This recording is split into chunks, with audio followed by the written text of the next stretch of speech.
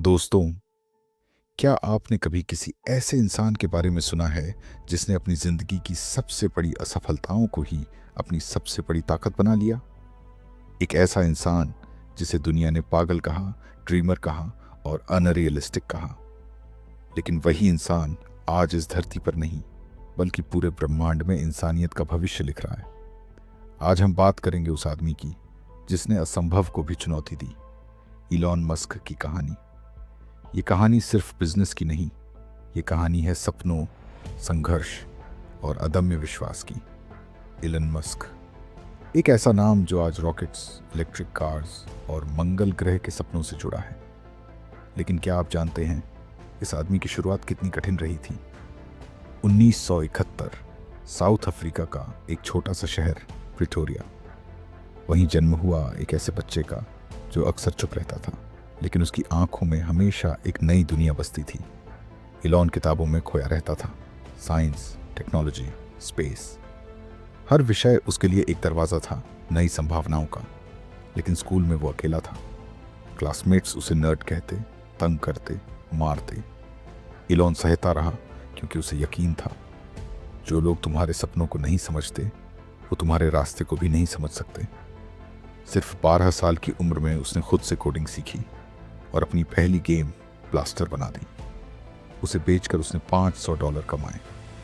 पर किसी ने उसकी तारीफ नहीं की, क्योंकि किसी को समझ ही नहीं आता था ये बच्चा आखिर करना क्या चाहता है। इलॉन को एहसास था कि अगर उसे कुछ बड़ा करना है तो उसे अपने देश की सीमाओं से बाहर निकलना होगा। 17 साल की उम्र में उसने सब कुछ पीछे छोड़कर कनाडा का रास्ता पकड़ा, क्योंकि वो नहीं चाहता था कि वो एक ऐसे सिस्टम का हिस्सा बने जो उसकी आज़ादी छीन ले। वो आज़ादी चाहता था, सोच की, सपनों की और निर्माण की। और आखिरकार वो पहुंचा अमेरिका, क्योंकि उसे यकीन था अमेरिका है सपनों का देश, जहां सपने साकार होते हैं। इलॉन के पास पैसे नहीं थे। वो दोस्तों के सोफे पर सोता था, कभी कभी ऑफिस के फर्श पर। दिन में काम करता, रात में कोडिंग। सिर्फ एक मकसद था, कुछ बड़ा करना है।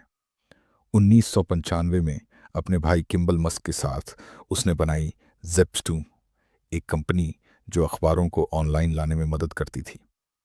शुरुआत में किसी ने उस पर भरोसा नहीं किया, लेकिन इलॉन दिन रात डटा रहा। वो खुद ग्राहकों के दफ्तर जाकर डेमो देता था और आखिरकार उसकी मेहनत रंग लाई। कॉम्पैक ने जिप2 को $307 मिलियन में खरीद लिया। इलॉन को मिले लगभग $22 मिलियन। पर दोस्तों, यही असली शुरुआत थी, क्योंकि इलॉन के लिए पैसा नहीं, पर्पस मायने रखता था। जिप2 के बाद इलॉन ने बनाया X.com, एक ऑनलाइन बैंकिंग सिस्टम। बाद में यही कंपनी पेपाल के नाम से जानी गई। इलन का सपना था दुनिया के हर इंसान को डिजिटल रूप से जोड़ना। पर कंपनी के अंदर मतभेद हुए। बोर्ड ने उसे सीईओ पद से हटा दिया। अपनी ही बनाई कंपनी से निकाल दिया गया। किसी और के लिए यह द एंड होता, पर इलॉन के लिए यह तो नेक्स्ट बिगिनिंग थी। 2002 में उसने तय किया वो स्पेस इंडस्ट्री को बदल देगा। उसने कहा, अगर नासा नहीं करेगा तो मैं खुद करूंगा। इलॉन ने अपनी पूरी कमाई लगा दी और बनाई स्पेस एक्स। लोग हंसे, कहा, एक प्राइवेट आदमी रॉकेट बनाएगा। नासा ने मदद नहीं की, निवेशक भाग गए। फिर भी इलॉन ने कहा, I will never give up, no matter what. पहला रॉकेट फेल, दूसरा फेल, तीसरा फेल। 3 रॉकेट, 3 असफलताएं, और आखिरी उम्मीद भी टूटती हुई। पैसे खत्म हो चुके थे, लेकिन उम्मीद जिंदा थी। 2008 में चौथा लॉन्च, और इस बार फैल्कन 1 ने उड़ान भरी। स्पेस एक्स बन गई दुनिया की पहली निजी कंपनी जिसने सफलतापूर्वक रॉकेट को ऑर्बिट में पहुंचाया। और उसी साल नासा ने कॉन्ट्रैक्ट दिया। इलॉन ने असंभव को संभव कर दिखाया। इलॉन का अगला सपना था एक ऐसी कार बनाना जो पेट्रोल नहीं, बिजली से चले। 2004 में वो जुड़ा टेस्ला मोटर्स से।